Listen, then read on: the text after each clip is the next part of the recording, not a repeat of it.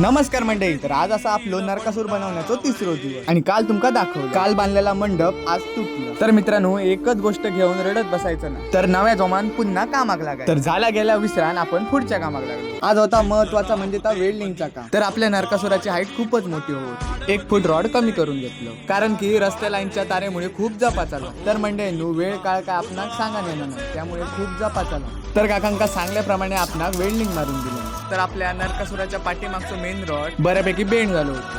काय करून पाणी घालू काठी येत नाही अजून का पाईप तो।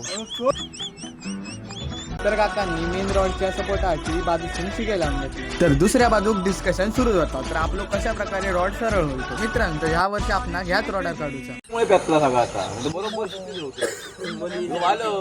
मी नाही। तर मंडळींनो, तर फिरान विषयी लो माझ्या मंडप कोणामुळे तुटला असो मित्रांनो, आणि त्याचबरोबर काकांनी वेल्डिंग मारून पूर्ण केलं।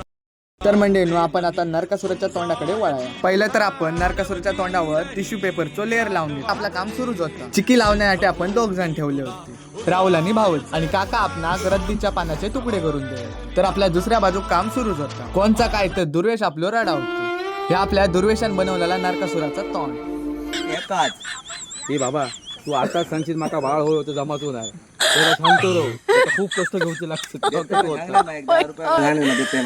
शूटिंग करता व्हिडिओ लागते। मंडळींनो, विषय असं झालो की तर ते का आपल्या नरकासुराचा तोंड लगद्याचा बनवून त्याच्यासाठी तो राडा होता। तर ते का आपण नक्कीच बनवून देऊ असं सांगतात, तो राडा तो बंद झाला। मित्रांनो, तर नरकासूर बनवण्याचे हे 4 माणसं एकत्र येऊन काम करतात तेव्हा खूप बरा वाटतं। मंडळींनो, तर आपण कशा प्रकारे नरकासुराचा पुढे काम करतो या जर तुमका बघूचा असाल तर माका फॉलो आणि सबस्क्राईब करा, आणि मित्रांनो लाईक करू विसरा नका, आणि भेटू नेक्स्ट व्लॉग मध्ये।